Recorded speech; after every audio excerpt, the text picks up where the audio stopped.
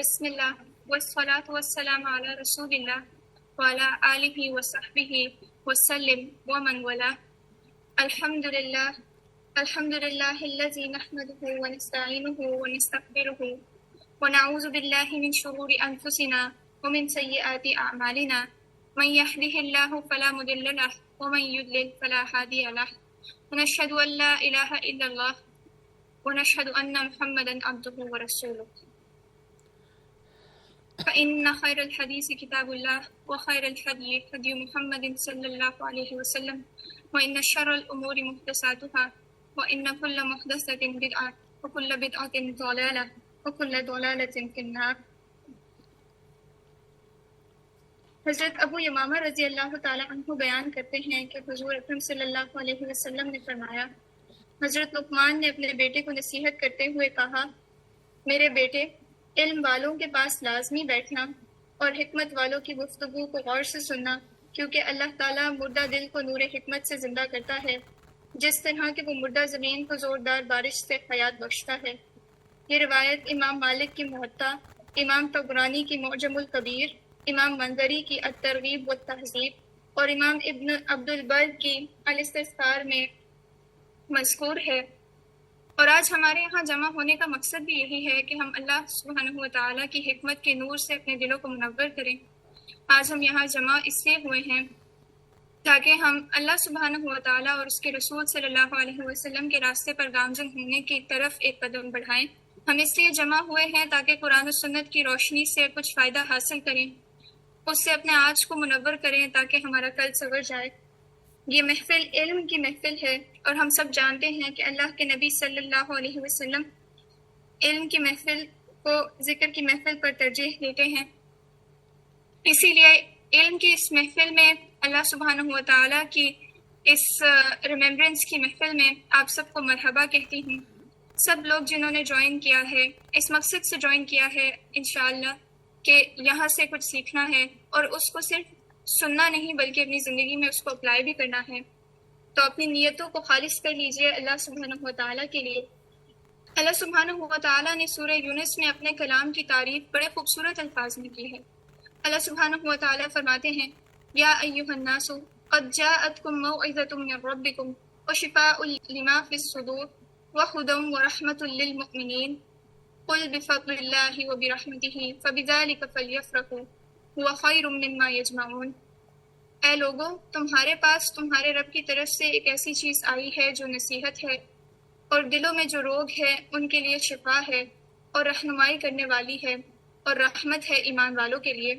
آپ کہہ دیجئے کہ بس لوگوں کو اللہ کے انعام اور رحمت پر خوش ہو جانا چاہیے، وہ اس سے بدرجہ بہتر ہے جس کو وہ جمع کر رہے ہیں. اللہ سبحانہ و تعالیٰ کا کلام اس سب سے بہتر ہے جو ہم جمع کرتے ہیں، مال کی صورت میں یا پھر عزت کی صورت میں یا کسی اور صورت میں. اللہ سبحانہ و تعالیٰ ہم سے کہتے ہیں کہ ہم اس کے کلام کے ذریعے سے اپنے آپ کو خوش کر لیں. اللہ سبحانہ و تعالیٰ کا کلام ایسا ہے کہ جس کو سنتے ہی مومنوں کے دل ڈر جاتے ہیں اور ان کے ایمان میں اضافہ ہو جاتا ہے. ہم اپنی بہن سے ریکویسٹ کریں گے کہ وہ اللہ سبحانہ و تعالیٰ کا کلام ہمیں تھوڑا سا سنا دیں تاکہ ہمارے دل اس کلام کی وجہ سے نرم پڑ جائیں. اللہ سبحانہ و تعالیٰ کے اس حکم کو یاد رکھتے ہوئے کہ وَإِذَا قُرِئَ الْقُرْآنَ فَاسْتَمِعُوا لَهُ وَانصِتُوا لَعَلَّكُمْ تُرْحَمُونَ. کہ جب قرآن کی تلاوت کی جا رہی ہو تو اس کو غور سے سنو اور خاموشی اختیار کرو تاکہ تم پر رحم کیا جائے. اعوذ باللہ من الشیطان الرجیم بسم اللہ الرحمن الرحیم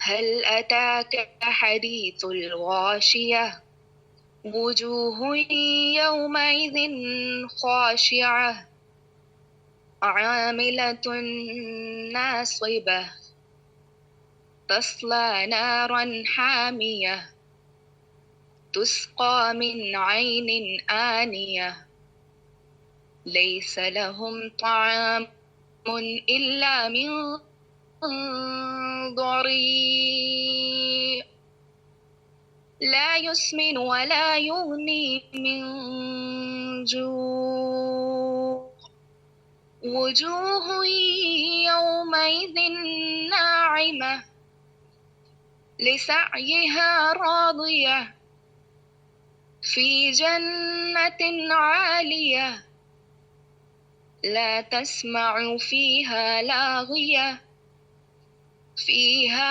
عين جارية فيها سرر مرفوعة وأكواب موضوعة ونمارق مصفوفة وزرابي مبثوثة أفلا ينظرون إلى الإبل كيف خلقت وإلى السماء كيف رفعت وإلى الجبال كيف نصبت وإلى الأرض كيف سطحت فذكر إنما أنت مذكر لست عليهم بمسيطر إلا من تولى وكفر فيعذبه الله العذاب الأكبر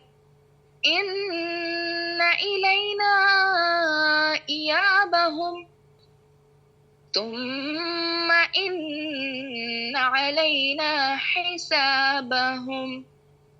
بارک اللہ فیک، جزاک اللہ. اب ہم ڈسکشن کا آغاز باقاعدہ طریقے سے کرتے ہیں. اللہ سبحانہ و تعالیٰ سورہ آل عمران میں فرماتے ہیں وَلْتَكُن مِّنكُمْ أُمَّةٌ يَدْعُونَ إِلَى الْخَيْرِ وَيَأْمُرُونَ بِالْمَعْرُوفِ وَيَنْهَوْنَ عَنِ الْمُنكَرِ وَأُولَٰئِكَ هُمُ الْمُفْلِحُونَ. تم میں سے ایک جماعت ایسی ہونی چاہیے جو بھلائی کی طرف بلائے اور نیک کاموں کا حکم کرے اور برے کاموں سے روکے، یہی لوگ فلاح پانے والوں میں سے ہیں. پھر سورہ آل عمران میں ہی چند آیات کے بعد اللہ سبحانہ و تعالیٰ فرماتے ہیں کنتم خیر امۃ اخرجت للناس تأمرون بالمعروف وتنہون عن المنکر وتؤمنون باللہ. تم بہترین امت ہو جو لوگوں کے لیے نکالی گئی تاکہ تم نیکی کی طرف بلاؤ اور برائی سے روکو اور اللہ تعالیٰ پر ایمان لاؤ.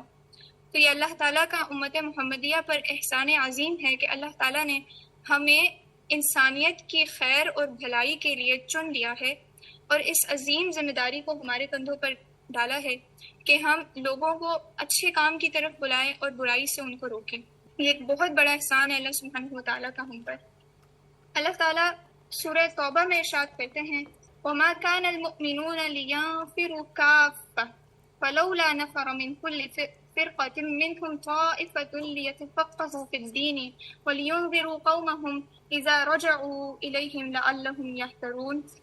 اور مسلمانوں کو یہ نہ چاہیے کہ سب کے سب نکل کھڑے ہوں، سو ایسا کیوں نہ ہو جائے کہ ان کی ہر بڑی جماعت میں سے ایک چھوٹی جماعت جایا کرے تاکہ وہ دین کی سمجھ بوجھ حاصل کریں اور تاکہ وہ لوگ اپنی قوم کو جب کہ وہ ان کے پاس آئیں ڈرائیں تاکہ وہ ڈر جائیں. تو اللہ سبحانہ و تعالیٰ فرماتے ہیں کہ ایسا ممکن نہیں کہ تمام ہی لوگ جو ہے وہ اس کام کے اندر لگ جائیں، لیکن ایسا ضرور ممکن ہے کہ ہر بڑے گروہ میں سے ایک چھوٹا گروہ ہو جو اللہ کے دین کی سمجھ کو حاصل کرے، پھر اس سمجھ میں راسخ ہو جائے اور پھر اس سمجھ کے ذریعے سے دوسروں کو بھی فائدہ پہنچائے، دوسروں کو اللہ تعالیٰ کے عذاب سے ڈرائے اور اللہ تعالیٰ کی اجر کی ان کو خوشخبری دے.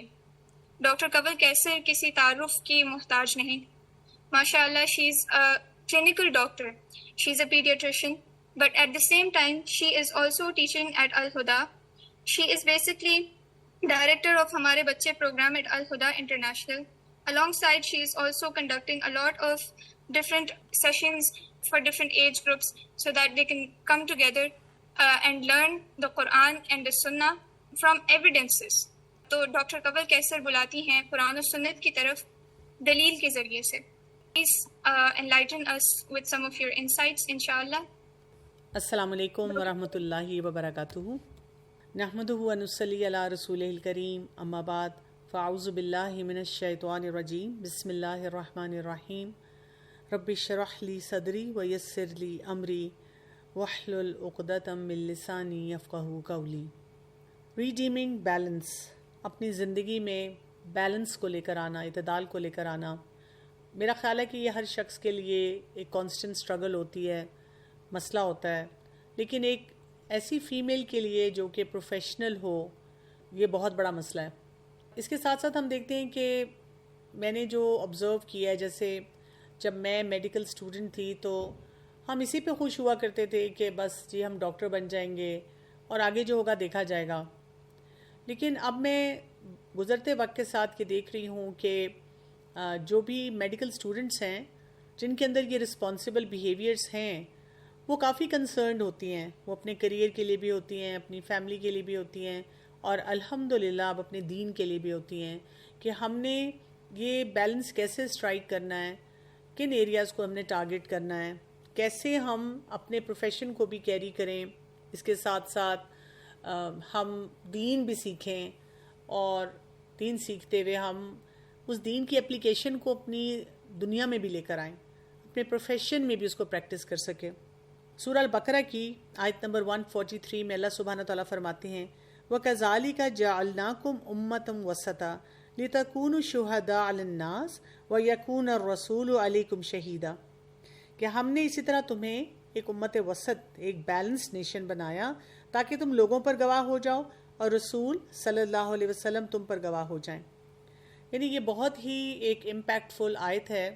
اور ویسے بھی ہم دیکھتے ہیں کہ ہمیں قرآن پاک میں یہ بھی بتایا گیا ادخلوا فی السلم کافہ, پورے کے پورے دین میں داخل ہو جاؤ. آنیسٹلی اسپیکنگ مجھے اگر آپ پوچھیں تو یہی ایک بیلنس ہے کہ ہم دین میں فلی فنکشنل ہوں, یعنی ہم دین اور دنیا کو کمپارٹمنٹلائز نہ کریں, کیونکہ وہی کرنے سے ہمارے جو چیلنجز ہوتے ہیں نا وہ گرو کرنا شروع کر دیتے ہیں.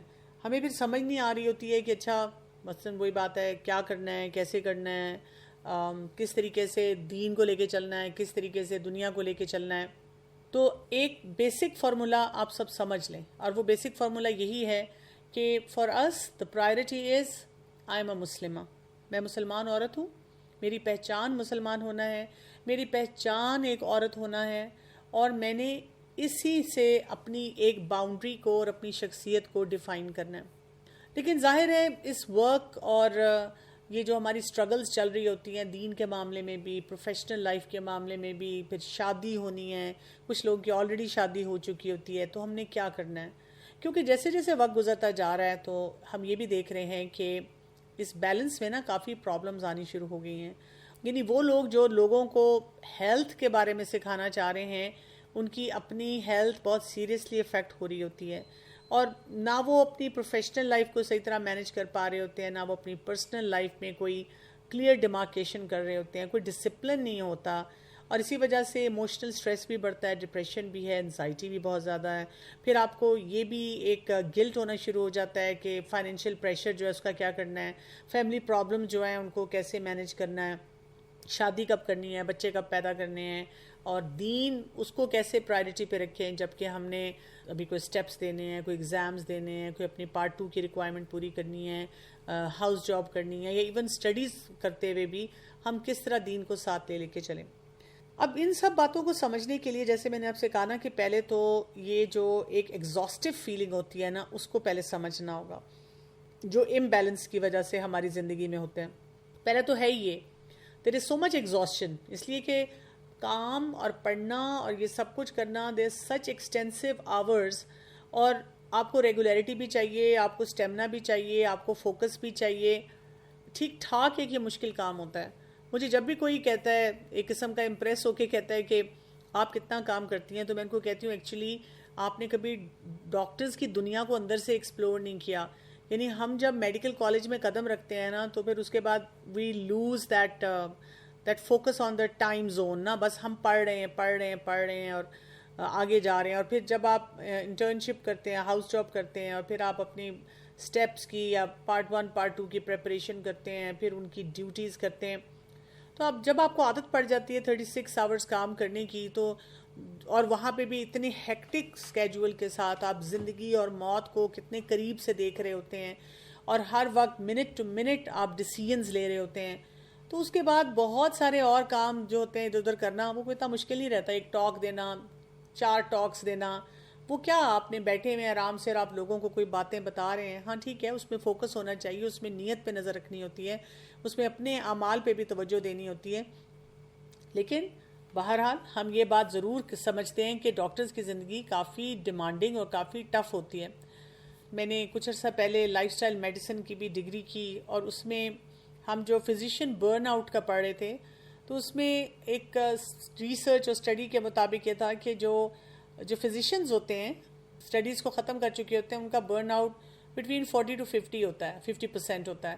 لیکن جو میڈیکل اسٹوڈنٹس ہوتے ہیں ان کا ابو 65% ہوتا ہے. اور میں اس وقت یہ سوچ رہی تھی ہاں اس لیے کہ انہوں نے پڑھنا بھی ہے اور وہی بات ہے کہ باقی ایریاز میں بھی انہوں نے بیلنس لے کر آنا ہے. اور اسی طرح پیرامیڈیکل اسٹاف کا بھی بہت زیادہ برن آؤٹ ہوتا ہے. پھر اسی طرح آپ دیکھیں کہ اگر کسی وجہ سے آپ کے کوئی بیچ میں گیپس آنا شروع ہو جائیں، لیٹس سے آپ ایون اسی کے لیے کہتے ہیں کہ میں قرآن کلاس کے لیے کوئی گیپ دینا چاہ رہی ہوں، میں قرآن کو پہلے پڑھنا چاہ رہی ہوں. مجھ سے بہت سی میڈیکل اسٹوڈنٹس ایسے کویشچنس پوچھتی ہیں آپ نے کیسے کیا. تو میں ان کو کہتی ہوں کہ پہلی بات تو یہ کہ جب میں قرآن پڑھنے کے لیے آئی تھی تو I had already done my DCH اور ہاؤس جاب ہو چکی تھی، شادی ہو چکی تھی، بچے 2 ہو چکے تھے. اور اس کے بعد I got exposure to a proper Quran class. ہاں اس کے بعد اسٹرگل یہ تھی کہ بہت سارے کاموں کو کیسے چھوڑوں، کیسے ان میں ایک بیلنس لے کر آؤں. میری پبلک سروس کمیشن کی جاب تھی، میں اپنی ریکوائرمنٹ کمپلیٹ کر رہی تھی اینڈ میرا ڈریم یہ تھا اس وقت کہ میں نے میڈیکل کالج میں جانا ہے اپنی ریکوائرمنٹ کمپلیٹ کر کے، اور وہاں پہ پھر میں نے پارٹ 1 کی پریپریشن کرنی ہے. پارٹ 1 کرنا ہے، پھر پارٹ 2 کرنا ہے، اور میڈیکل اسٹوڈنٹس کو پھر وہ جو بیسک سائنسز ہیں ان میں آ کر پڑھانا ہے. تو وہاں سے ہی جب میرا یہ سفر شروع ہوا، مجھے اللہ تعالیٰ نے موقع دے دیا کہ میں قرآن پڑھنے آئی. I was in a fix. میں ویسے پہلے سے ہی تھوڑا سا فکس میں تھی. میں بار بار سوچا کرتی تھی کہ کیا کروں، شوڈ آئی پروسیڈ فردر، اور یا یہ کہ بس DCH کر کے اپنے کلینک پہ چلی جاؤں، because my parents have their own set up. تو مجھے یہ تھا کہ مجھے پرائیویٹ تو کام کرنا ہی کرنا ہے نا، مجھے ٹیچنگ ہاسپٹل میں لگاتار نہیں رہنا. اگر میں ٹیچنگ ہاسپٹل میں فل فلیج انگیج ہوتی ہوں تو پھر میری فیملی، میرے بچے، سب کچھ سفر کرے گا. تو میں چاہتی تھی کہ میں ایک تھوڑے سے بیلنس کے ساتھ بہت زیادہ اوورلی انتھوزیاسٹک نہ ہوں اپنے پروفیشن میں. تو اللہ تعالیٰ نے جب قرآن مجھے دیا نا تو یہ کام میرے لیے شاید تھوڑا سا آسان ہو گیا کہ میں نے اس وقت یہ ڈیسائیڈ کیا کہ میں اپنے پروفیشن جو ہے اس کو تھوڑا سا پیچھے کر دیتی ہوں. اور اس ٹائم پہ تو میری سوچ صرف یہ تھی کہ میں قرآن پڑھ لوں کسی طرح سے. کورس میں نے کافی بعد میں کیا تھا، میں 7-8 سال الہدا آتی رہی ایز اے لسنر. اسی دوران میں نے بچوں کی کلاسز کا جو پروگرام تھا اس کو انیشیٹ کر دیا with couple of friends under the mentorship of doctor Farhat Hashmi. یہ نہیں مجھ سے کیا جا رہا تھا کہ میں ٹوٹلی اپنے پروفیشن کو چھوڑوں اور پورا 1 year ڈیڈیکیٹ کر کے مارننگ میں آ کر کورس کر لوں. اور آپ کو پتہ ہے کہ ایز اے پروفیشنل جب آپ ایسا کوئی ڈیسیژن لیتے ہیں تو اپوزیشن بھی بہت بڑی ہوتی ہے اور سب پروفیشنلز کی طرف سے ہوتی ہے. اور میرے لیے ایک بہت بڑا چیلنج یہ تھا کہ اس زمانے میں جتنے بھی HODs وغیرہ تھے وہ سب میرے پیرنٹس کے فرینڈس تھے. تو روز کوئی نہ کوئی بیٹھ کے مجھے سمجھانا شروع کر دیتا تھا کہ تمہارا دماغ درست ہے اور تم یہ کیا فیصلے کر رہی ہو. اب اتنے سینئر ڈاکٹرز آپ کو کہہ رہے ہوں تو آپ تھوڑے سے شیکی بھی ہو جاتے ہیں، آپ کچھ سمجھ نہیں آ رہی ہوتی کہ if you taking the right decision. لیکن میرے اندر سے ایک آواز آتی تھی کہ زندگی بہت جی لی ہے، اب کچھ اپنی آخرت کا سامان کرنا چاہیے.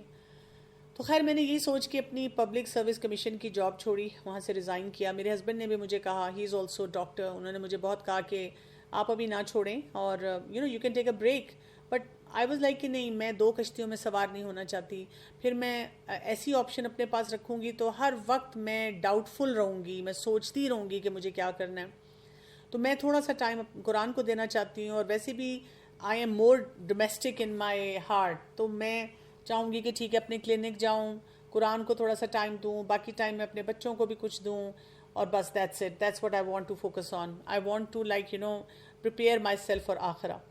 اس دوران میں جب میں نے یہ سب کچھ فیصلے کیے تھے تو آپ سوچیں کہ بہت یہ مشکل تھا نا کہ کیسے اپنے آپ کو فلی اس سے ڈس انگیج کروں.